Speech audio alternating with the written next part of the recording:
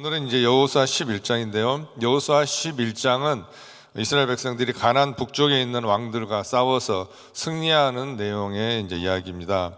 오늘 1절에 보시면은 하솔 왕 야빈이 이 소식을 듣고 그랬습니다. 어떤 소식을 야빈이 들었을까요? 그것은 이스라엘이 가나안 땅 중부 남부 지방을 다 점령했다더라 하는 아마 그 소식을 북쪽에 있는 하솔 왕이 들었을 것입니다. 그리고는 그가 어떻게 합니까? 이 소식을 듣고 북쪽에 있는 마도랑 요밥, 시므로랑 그리고 악사방 그리고 여러 왕들을 소집을 합니다. 그리고 그들은 가나안 북부 연합군을 결성해서 여호수아와 이제 싸울 준비를 이제 시작합니다. 자, 그런데 우리 지도 잠깐 볼 수 있을까요? 지도가 잘 보실지 모르겠는데 지도를 보시면 가나안 남쪽에 하고 북쪽으로 나눠져 있는데요. 주로 북쪽에 강한 왕들이 많이 있습니다. 오늘 말한 바로 하솔 그 왕이 있고요.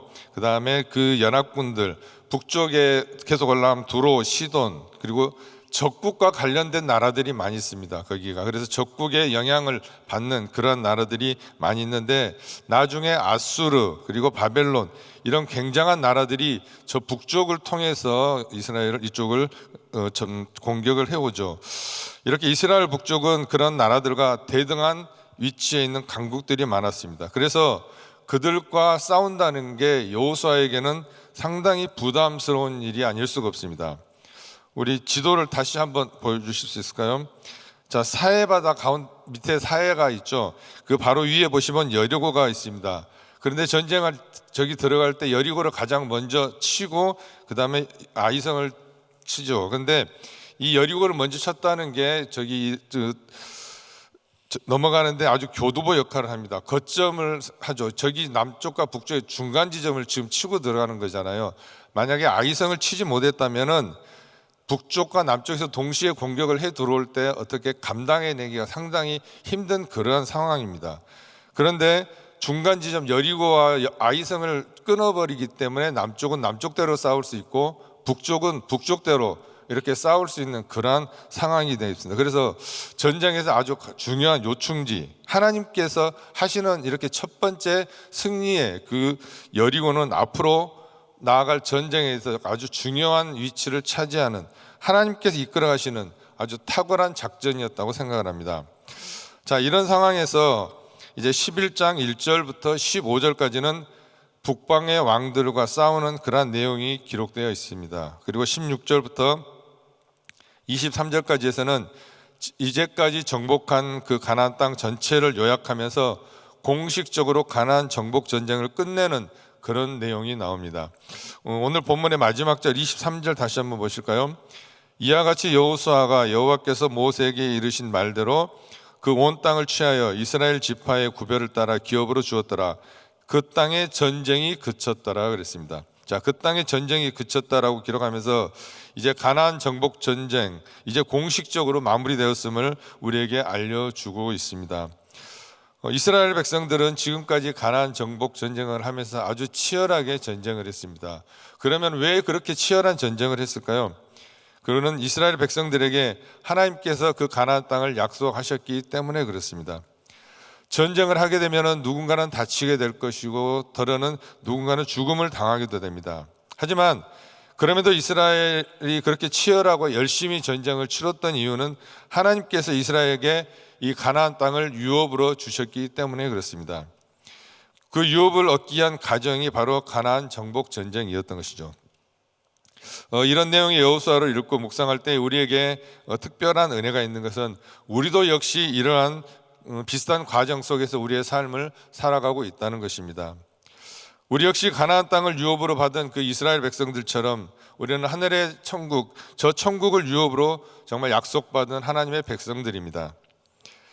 그리고 그 유업을 얻기 위해 정말 치열한 가나안 정복 전쟁을 치렀던 이스라엘 백성들처럼 우리 역시 하나님께서 약속하신 유업, 그 천국을 유업으로 얻기 위해서 이 땅에서 살아가는 동안 정말 거룩한 영적 싸움을 계속 해야 될 것이고 앞으로도 주님 오실 때까지 계속 해야 될 것입니다.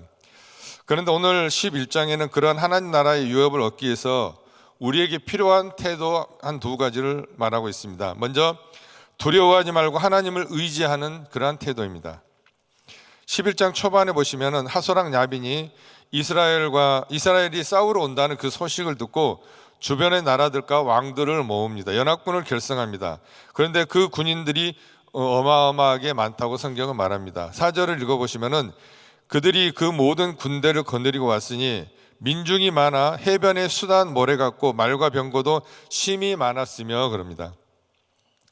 모래만큼 많은 군사와 또 무장한 말, 병거에 비하면은 정말 이스라엘의 전력은 거기에 도저히 비교할 수 없는 그러한 열세에 놓여 있었습니다.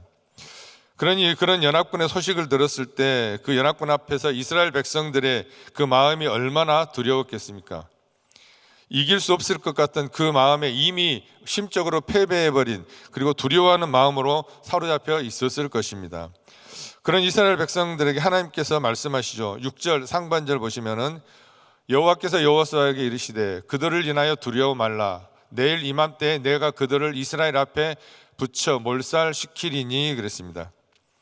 두려워하지 말랍니다. 이렇게 말씀하시는 거죠. 두려워하지 말라. 내가 너희에게 승리를 줄 것이다. 하나님께서 약속을 하십니다. 아무리 많은 군대와 또 아무리 강력한 무기와 병거를 앞세운다 할지라도 전능하신 하나님, 그 크신 하나님 앞에서는 아무것도 할 수 없다는 것, 아무 무용지물이라는 것을 지금 말씀하시는 거죠. 하나님이 함께 하시면은 어떠한 강력한 무기도 무용지물인 것입니다. 아무리 강력한 세상의 공격과 유혹이 닥쳐온다 할지라도 전능하신 하나님과 함께 한다면, 그리고 그 하나님을 우리가 의지하고 하나님을 정말 함께하면 우리는 승리할 것이고 우리는 절대 패하지 않는다는 것을 하나님께서 지금 말씀하고 계시는 것입니다. 전능하신 하나님을 의지함으로써 정말 두려움을 넘어서 하나님의 유업을 향해 계속해서 전진하며 나아가는 여러분 되시기를 주님의 이름으로 축원합니다. 또 한 가지는 말씀에 순종하는 태도입니다. 하나님께서 너희에게 승리를 줄 것이다 라고 말씀하시면서 한 가지 지시하신 사항이 있습니다. 그게 바로 6절 하반절 말씀입니다. 너는 그들의 말 뒷발에 힘줄을 끊고 불로 그 병거를 불사르라. 이렇게 명령하시죠. 하나님께서 이스라엘에게 분명히 이 전투에서 너희들이 승리할 것인데, 승리한 후에 뭐라고요? 말 뒷발굽에 힘줄을 끊고 병거를 다 불사르라고 명령합니다. 말 뒷발에 힘줄을 끊으면은 더 이상 말이 달릴 수가 없습니다. 말뿐만이 아니라 사람도 마찬가지죠. 뒤꿈치 힘줄이 끊어지면은 사람이 걸어갈 수가 없습니다. 그리고 병거를 다 불사르게 되면은 더 이상 그건 병거가 아니고 무기도 아니죠. 전쟁에서 승리하고 나면 승리한 후에는 그 전리품들을 챙기는 것이 보통 상식적이고 우리가 그렇게 보통 생각을 하는데, 하나님께서는 왜 이런 명령을 하셨을까요? 하나님께서 모세에게 또 여호수아에게 가나안 정복 전쟁을 하면서 꼭 지키도록 명령하신 것이 있으십니다. 그게 바로 오늘 14절과 15절 말씀인데 함께 보실까요? 이 성읍들의 모든 재물과 가축은 이스라엘 자손들이 탈취하고 모든 사람은 칼날로 쳐서 진멸하여 호흡이 있는 자는 하나도 남기지 아니하였으니 여호와께서 그 종 모세에게 명하신 것을 모세는 여호수아에게 명하였고 여호수아는 그대로 행하여 여호와께서 물은 모세에게 명하신 것을 하나도 행치 아니한 것이 없었더라 그랬습니다. 하나님께서 모세에게 명령하시고 그리고 모세가 여호수아에게 전달한 그 하나님의 명령은 승리하고 나서 얻게 되는 모든 전리품들은 하나님의 것으로 온전히 바치라는 것입니다. 그래서 가나안 땅에 있는 모든 것이 남김없이 진멸되는 그 명령을 내리셨던 것이죠. 이미 우상으로 더럽혀져 있는 그 땅과 그 땅의 모든 것들을 다 제거하시기로 결정하신 것입니다. 그래서 이스라엘 백성이 그 땅에 들어가서 하나님의 백성 그리고 하나님의 나라로 살게 하기 위해서 미리 준비시키셨던 것이죠. 이렇게 아주 큰 승리를 거두어서 수많은 전리품들이 눈에 보입니다. 말이나 병거, 무기 같은 귀한 전리품들이 눈에 정말 많이 보일 것입니다. 이스라엘 백성들이 이것을 하나님께 온전히 바치지 않고 그 전리품을 자기 것으로 다 챙겨버렸다면 어떻게 되었을까요? 우리는 이미 잘 알다시피 여호수아 7장에서 아간의 죄를 묵상했었습니다. 여리고성을 함락하고 성에 있는 모든 것을 하나님께 온전히 바치라고 말씀하셨지만 그 말씀에 따르지 않고 외투 한 벌, 은 200세겔, 금 한 덩어리를 몰래 챙긴 그 아간의 죄로 말미암아 여리고성에 비하면은 정말 보잘것없는 그 작은 성이었지만 아이성 전투에서 처참하게 패하고 맙니다. 하나님의 말씀에 순종하지 않으면 우리에게 있는 이런 영적 전투에서 우리는 정말 승리할 수가 없다는 것을 다시 한번 보여주고 있습니다. 왜냐하면 그 전쟁은 하나님께 속한 것이고 우리에게 주어지는 승리는 하나님께서 주시는 것이기 때문에 그렇습니다. 그러니 하나님 말씀에 순종하는 태도로 그 말씀에 따라 살아갈 때 우리는 진정한 하나님께서 주시는 승리를 얻을 수 있을 것이고 우리는 영적 전투에서 항상 승리하면서 하나님이 주시는 그 유업을 우리는 받을 수가 있을 것입니다. 하나님의 말씀에 순종하시기 바랍니다. 그 말씀에 따라 살아가시기를 바랍니다. 말씀에 순종하고 그 말씀에 따라 살 때에 우리는 날마다 승리하며 한 걸음 한 걸음 정말 전진하게 될 줄로 믿습니다. 이렇게 하나님이 모세에게 그리고 모세는 여호수아에게 하나님의 명령을 전달하고 실천하게 한 것처럼 주님이 사도들에게 말씀을 하셨고 사도들은 주님의 분부를 우리들에게 전달했고 우리는 사도들에게 전달받은 그 말씀을 하나하나 실천해 나갑니다. 이렇게 우리는 살아갈 때 정말 승리를 할 줄로 믿습니다. 자, 그럼에도 불구하고 오늘 본문 21절, 22절에 이런 대목이 나옵니다. 그때 여호수아가 가서 산지와 헤브론과 드빌과 아납과 유다 온 산지와 이스라엘의 온 산지에서 아낙 사람을 멸절하고 그가 또 그 성읍들을 진멸하였으므로 이스라엘 자손의 땅 안에는 아낙 사람이 하나도 남음이 없고 가사와 가드와 아스도데만 약간 남았더라. 유다와 이스라엘은 온 산지에서 아낙 사람을 다 멸절했다고 하지만 가사와 가드 그리고 아스도데 전 남았다고 합니다. 이런 상태로 전쟁이 끝났다고 지금 23절에 아까 분명히 말씀하셨죠. 자, 어떻게 보면 그것이 그럴듯하죠. 그런데 자세히 들여다보면 그렇지가 않습니다. 우리는 늘 사소한 문제, 우리가 큰 문제가 처음부터 큰 문제가 아니라 아주 사소한 문제부터 시작을 하죠. 하찮게 생각하고 대충 넘어갔던 그런 가사, 가드, 아스돗이 후에 이스라엘의 발목을 잡습니다. 그들이 얼마나 아픔과 비극을 가져줬습니까? 하나님이 다 진멸하고 심지어 짐승들도 남기지 말라고 하신 명령에 완전히 순종하였다면 왜 이스라엘에 이러한 훗날 이러한 비극이 있었을까요? 결국 세 지역에 조금 남겨놓은 원주민들이 이스라엘에게 불행의 불씨가 됩니다. 우선 가사입니다. 가사에서 삼손이 망합니다. 삼손의 발목을 잡은 드릴라의 고향이 가사입니다. 사사기 16장 1절입니다. 삼손이 가사에 가서 거기서 한 기생을 보고 그에게로 들어갔더니 바로 이 기생이 드릴라입니다. 이스라엘의 영웅이요 나실이었던 이 삼손이 드릴라에게 흘려서 두 눈이 뽑히고 정말 나중에 다곤 신전에서 3,000명의 사람들과 함께 장렬히 잡혀갑니다. 성경이 지적하는 날카로운 말씀은 무엇입니까? 일찍이 여호수아가 하나님의 말씀에 온전히 순전했더라면 왜 가사에서 드릴라가 나왔겠습니까? 다음은 가드입니다. 가드에서 골리앗이 나옵니다. 사무엘상 17장 4절입니다. 블레셋 사람의 진에서 싸움을 도두는 자가 왔는데 그 이름은 골리앗이요 가드 사람이라.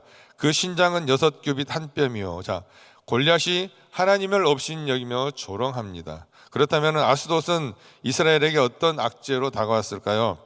사무엘상 1절을 보면 이스라엘의 가장 치욕적인 전쟁이 나옵니다. 그 바로 에베네셀 전쟁입니다. 그것은 하나님이 여기까지 도우셨다는 이스라엘의 유명한 성지죠. 그런데 그곳에서 이스라엘 군대가 정말 전쟁에서 몰살을 당합니다. 블레셋 군대에게 무려 3만 명이나 사륙당하죠. 게다가 근처에서 하나님의 법궤를 빼앗깁니다. 사무엘상 5장 1절입니다. 블레셋 사람이 하나님의 궤를 빼앗아 가지고 에베네셀에서부터 아스돗에 이르니라. 아스돗까지 하나님의 법궤를 가지고 와서 그들의 다곤 신전의 법궤를 가둡니다. 이스라엘 군대는 다 죽고 하나님의 법궤는 볼모로 잡혀 그들의 신전에 갇히게 됩니다. 이것이 바로 아스돗입니다. 정말 최악의 상태가 발생한 것이죠. 아스돗을 진멸하지 않아서 자초했던 비극입니다. 우리도 무슨 일에 처했을 때 적당히 봉합하고 얼버무리면 되겠지. 그 순간은 모면할 수 있겠지만 그것이 결국 화가 됩니다. 드릴라가 되어서 돌아오고 골리앗이 되어서 돌아오고 어떤 때는 다곤신이 되어서 나와서 하나님마저도 포로로 잡습니다. 여러분 99%의 순종은 완전한 순종이 아닙니다. 100%의 순종만이 온전한 정말 주님께 대한 완전한 순종임을 믿으시기를 바랍니다. 오늘 함께 나눌 한 구절 말씀은 오늘 본문 11장 6절 말씀입니다. 우리 함께 봉독하겠습니다. 여호와께서 여호수아에게 이르시되 그들을 인하여 두려워 말라. 내일 이맘때에 내가 그들을 이스라엘 앞에 붙여 몰살시키리니 너는 그들의 말 뒷발에 힘줄을 끊고 불로 그 병거를 사르라. 요즘 많이 쓰는 이 사회 용어 중에 언더독 효과라는 말씀 들어보셨죠? 여기서 언더독이라는 말은 무슨 뜻이냐면은 언더 뭐뭐 아래에 있는 아래에 있는 개라는 말이죠. 이건 투견장에서 개들이 싸울 때에 위에 있는 개를 탑독이라고 그러고 밑에 깔려 있는 데를 개를 언더독이라는, 거기에서 유래된 말입니다. 요즘 스포츠 경기에서 뭔가 이길 확률이 적은 팀이나 그리고 정치에서 선거에서 별 승리할 확률이 없는 그러한 사람을 언더독이라고 합니다. 그래서 이렇게 이 경쟁에서 열세에 있는 자를, 그 약자를 우리가 좀 더 약자를 좀 더 그를 지지해주고 싶은, 응원하고 싶은 그러한 현상이 바로 언더독 효과라고 할 수 있습니다. 오늘 본문에도 사실 이 언더독이 나옵니다. 그가 누굽니까? 바로 여호수아가 이끄는 군대입니다. 그들이 왜 언더독이에요? 지금 이스라엘 군대가 이쪽으로 봤을 때 전쟁을 해야 되는데 지금 상대편이 너무나 숫자도 많고 강합니다. 먼저 숫자도 완전히 밀리고, 그리고 이스라엘은 딱 한 나라이지만은 지금 그 상대편은 여러 나라가 합쳐진 연합군들입니다. 지금 오늘 본문 1절부터 3절에 쭉 나오는데 하소랑 야빈을 비롯해서 만든 왕이 1, 2, 3절에 나오는 국가만 최소한 13개 국가가 지금 연합을 해서 지금 상대를 하고 있는 연합군들입니다. 이 숫자가 얼마나 많은지 4절에 해변에 수단 모래 같다고 지금 말씀을 하셨었죠. 병사가 이렇게 많고 또 여기서 끝이 아니죠. 전쟁을 하려면 무기가 필요합니다. 그런데 이스라엘 남부지방은 주로 산악지형이 많았고 북쪽 지방은 평지가 많습니다. 그렇기 때문에 평지에서 싸우려면 어떤 무기가 필요합니까? 전투 말이 필요하고 병거가 필요합니다. 그래서 이 가나안 연합군이 말과 병거도 심히 많았다 하고 성경에 말하고 있죠. 즉 전쟁에서 가장 중요한 두 가지, 병사들과 무기의 숫자에서 완전히 열세이기 때문에 여호수아가 이끄는 이스라엘 군대는 이길 확률이 거의 없는 언더독이었습니다. 5절을 보시면 이 왕들이, 가나안의 이 왕들이 정말 모두 모여서 이스라엘과 싸우려고 어디에 지금 있습니까? 메론 물가에 진을 쳤다고 말하고 있습니다. 즉 이 수많은 군사들과 이 수많은 말과 병거들을 보고 여호수아의 마음은 얼마나 두려웠겠습니까?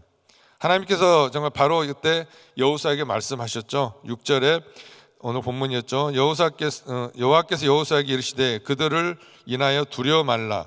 내일 이맘때에 내가 그들을 이스라엘 앞에서 붙여 몰살시키니 너는 그들의 말 뒷발에 힘줄을 끊고 불로 그 병거를 사르라.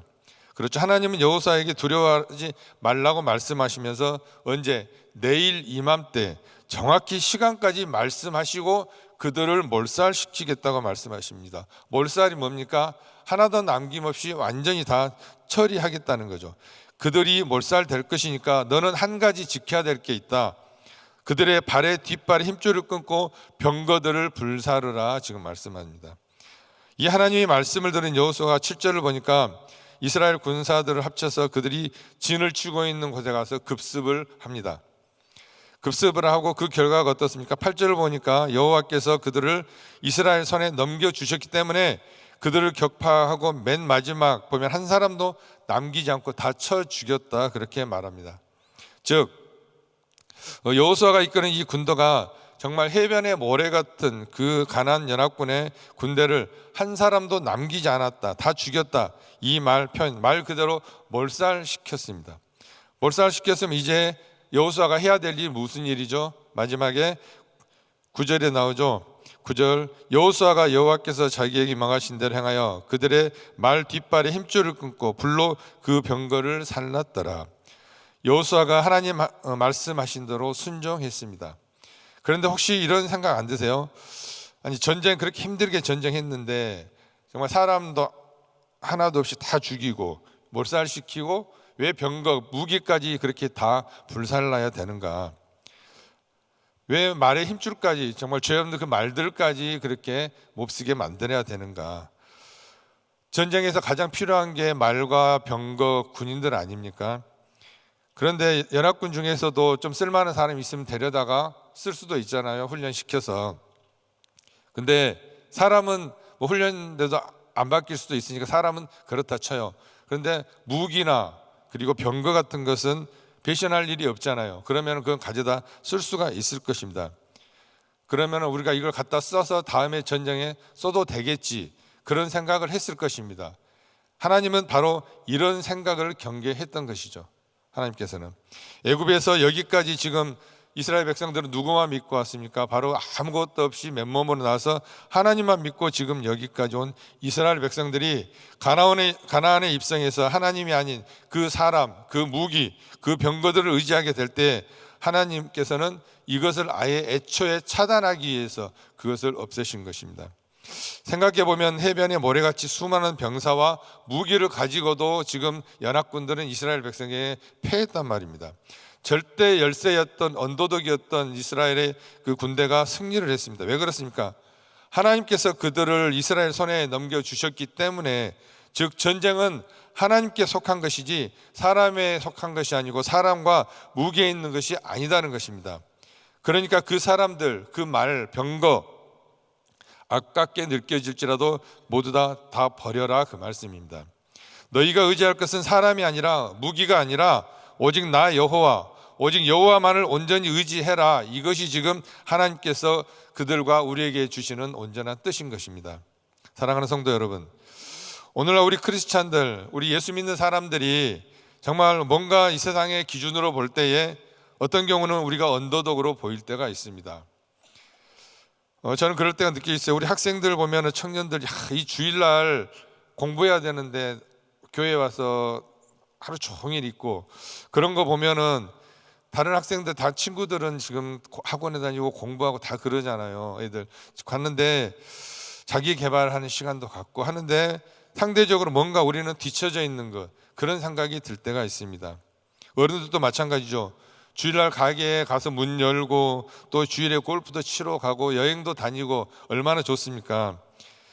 그들을 우리가 전도하려고 보면은 우리가 그들보다 뭔가 좀 더 나아야 되고 내가 뭔가 더 잘 살아야 될 것 같은 그런 생각이 들 때가 있습니다. 그런 걸 볼 때 우리가 그들보다 뭐 언더독일 것 같은 그러한 느낌이 들 때가 있잖아요. 그런데 오늘 이 말씀은 우리의 그런 삶이, 그런 패배자의 삶, 언더독의 삶이 아니라는 것입니다. 여러분, 하나님을 온전히 의지하고 살아가는 것, 그것이 진짜 승리자의 삶이고 정말 하나님께서 원하시는 그러한 삶이라는 것을 오늘 말씀하고 있는 것입니다. 하나님 이 시간 말씀하시죠. 우리에게 말의 힘줄에, 뒷발의 힘줄을 자르고 병거를 불사르라고 말씀하십니다. 우리의 이 말의 힘줄은 무엇이고 우리의 병거들은 무엇입니까? 우리가 하나님보다 더 의지하는 것, 하나님도 우리가 물론 의지하지만 그런 하나님과 같이 내 안에 있는 어떤 걸 또 의지하고, 그것들이 물질이 됐든 명예가 됐든 권력이든 어떤 사람, 인간 관계든 이 시간 하나님보다 더 의지한 것들은 완전히 끊어버리시고 사르시고 온전히 하나님만 의지하고 진짜 승리하는 그 삶을 살아가시는 모든 성도님들 되시기를 주님의 이름으로 간절히 축원합니다. 기도하겠습니다. 주님 감사합니다. 이 시간 내 안에 있는 그 말과 또 그 병거는 무엇입니까? 아버지, 이 시간 내 마음속에 있는 그 모든 것들, 세상 것들을 끊어버리게 하시고 불살라지는 이 시간이 될 수 있도록 주님 인도하여 주시옵소서. 세상 살아갈 때 오직 주님만을 의지하며 주님의 말씀으로 매일매일 승리하는 그런 삶을 살아가기를 저희들 간절히 원합니다. 정말 그러한 삶으로 살아갈 수 있도록 주님 인도하여 주시옵소서. 예수 그리스도의 이름으로 기도합니다. 아멘. 우리 귀한 말씀 감사합니다. 우리 자리에서 일어나셔서 우리 나의 영혼이 잠잠히 같이 우리 찬양 드리겠습니다.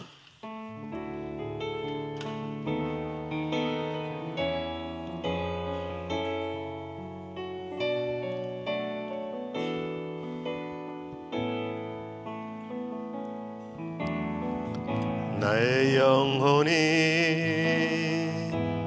잠잠히 하나님만 바라며 나의 구원이 그에게서 나는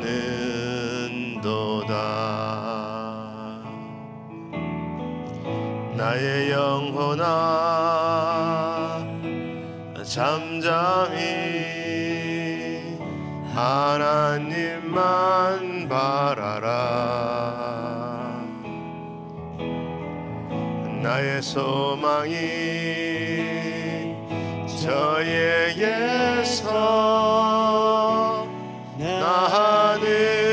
나는도다. 우리 두 손 드시고 찬양합니다. 주만이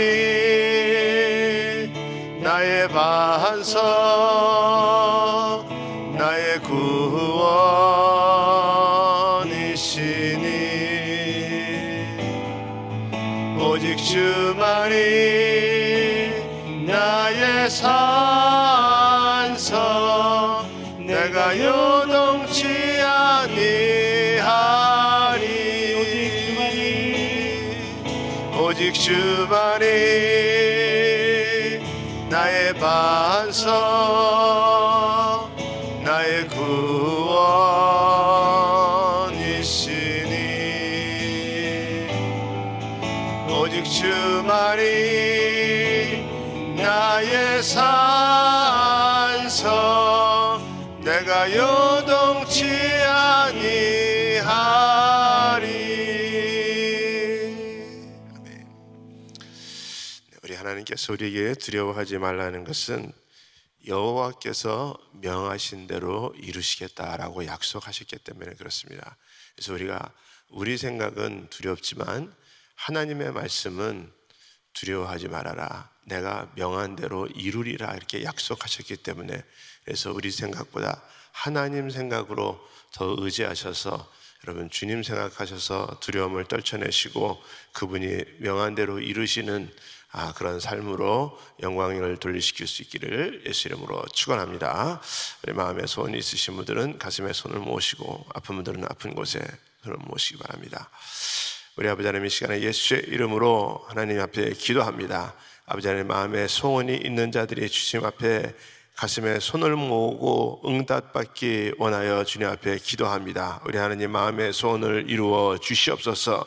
우리 하나님, 여호와께서 명하신 대로 이루리라 라고 말씀하셨사오니 주님의 약속의 말씀이 이루어지게 하여 주시옵시고 하나님의 기적을 보게 하여 주시옵시고 하나님의 뜻을 이룰 수 있는 귀한 심령들 다 될 수 있도록 하나님 도와 주시옵소서. 우리가 하나님보다 더 의지한 것 있으면 다 끊어버리게 하여 주시옵시고 주님의 말씀에 더욱더 우리가 순종하며 의지하며 살아갈 수 있는 자들 되게 하여 주시옵소서.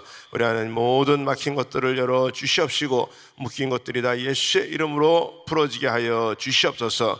아버지, 이 시간에 또 육신의 질병이 있는 자들이 아픈 곳에 믿음으로 손을 얹었습니다. 여호와라파시 하나님, 이 시간에 손을 얹은 곳곳마다 주님께서 친히 안수하여 주시옵시고 예수의 이름으로 깨끗하게 취하여 주시옵소서.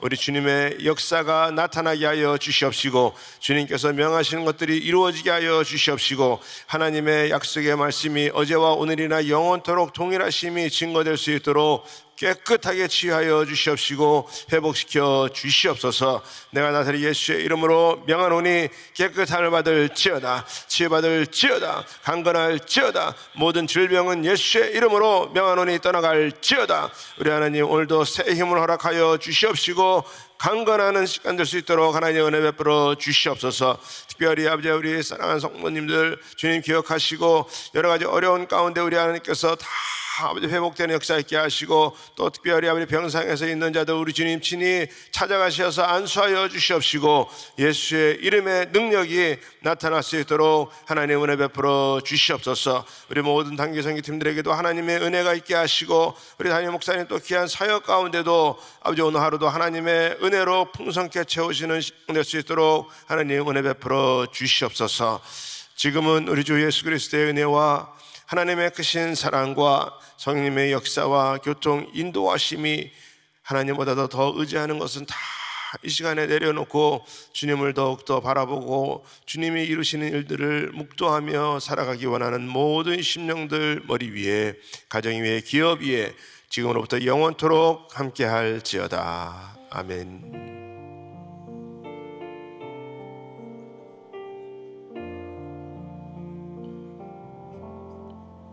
아멘. 우리 기도할 자리 잡으시고 우리 또 강단에 올라오셔서 우리 함께 기도해 주시기 바랍니다. 우리 오늘도 우리 담임 목사님 가정과 사역을 위해서 기도합니다. 우리 목사님의 건강을 지켜주시고 또 은혜 동산을 통해서 하나님의 위로와 사랑이 온전히 전달될 수 있도록 기도해 주시기 바랍니다. 또 우리 교회의 여러 지체와 사역을 위해서 기도합니다. 우리 특별히 오늘은 우리 전도국 우리 김영환 목사님 또 우리 이재한 안수집사님 위해서 우리 기도해 주시기 바랍니다. 우리 한 분의 선교사님 가정은 우리 송석배 또 김은영 우리 선교사님입니다. 우리 프랑스 선교사님이신데 귀한 사역 잘 감당할 수 있도록 하나님 은혜 위에 은혜를 더하여 주시옵소서. 특별히 우리 오늘 우리 성도님들 이 새벽에 또 기도할 때에 우리 하나님께서 하늘문을 여시고 응답의 역사 있게 하시고 오늘도 또 승리로 하나님 앞에 나아갈 수 있는 심령들 되게 하여 주시옵소서. 우리 같이 주여 삼창하시고 우리 통성으로 기도합니다. 주여 주여 주여. 거룩하신 하나님 감사합니다.